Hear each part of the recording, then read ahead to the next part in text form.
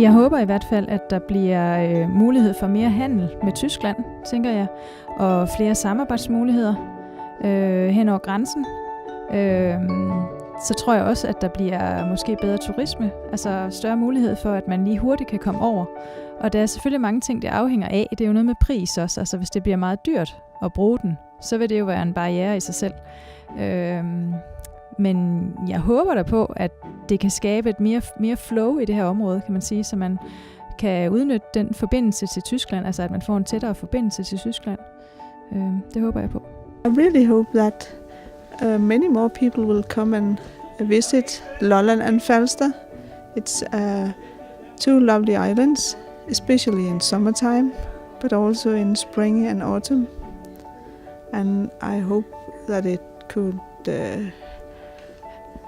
have the positive effect on the business, on the trade too, but I don't really know.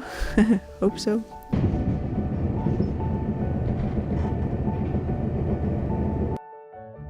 Mit navn er Birte Aagaard. Jeg er bosiddende i Sakskøbing. Jeg er formand for The Little Apple, som vi lige har lavet et interview med. Samtidig er jeg med i turistborder, altså vores turistinformation og vores turistbyrå.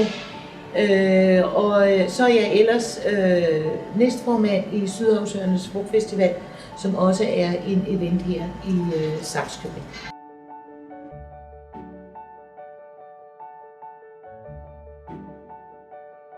Jeg tror, at Femern Bælt-forbindelsen vil have den store effekt, at folk vil stoppe op i Sakskøbing, hvis vi formår at markedsføre os korrekt. Der er jo altid den trussel, at folk kører direkte forbi, direkte, og kører igennem hele Lolland-Falster. Så vi må være meget skarpe på at markedsføre os i det tyske, hvis vi skal have et håb om, at de kommer ind. Men jeg tror, vi godt kan få dem ind.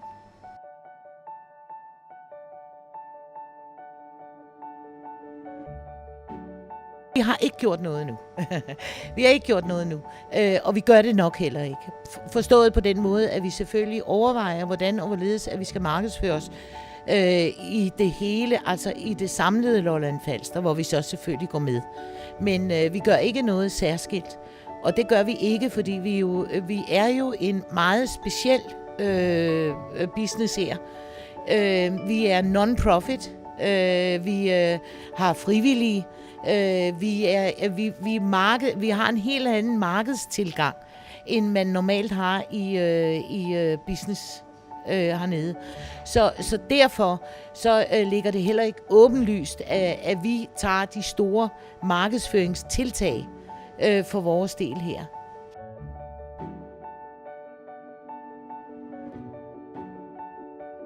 Ja,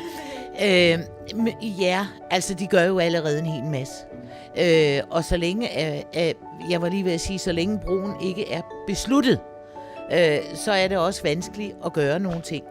I det øjeblik, at tyskerne kommer med, så tror jeg, at der skal en hel masse samarbejdsrelationer til på begge sider af hensyn til både markedsføring. For det gælder selvfølgelig også tyskerne. Det gælder jo ikke kun os. Det gælder jo også dem, at de har jo Femern, som de skal markedsføre i forhold til det her projekt der, fordi de har nøjagtigt de samme udfordringer, at folk kan risikere at køre direkte igennem og ikke stoppe op. Så der kan vi hjælpe hinanden. Ja, at det ikke bliver til noget. Det er sådan set den største frygt. Ellers så synes jeg, det er et fint projekt, og jeg synes, vi skal gøre alt for at få det gennemført. Ja. Jeg tror som sagt, at hvis det er, at vi formår at få markedsført os tilstrækkeligt, og måske også tænke på, at vi skal lave nogle samarbejdsprojekter med tyskerne, så tror jeg, at vi kan få rigtig meget ud af projektet. Til gengæld tror jeg simpelthen også, at hvis man kommer for sent ud, og hvis man glemmer, ligesom, hvad det er, man gerne vil, så tror jeg, at toget kører for hurtigt til, man kan komme på.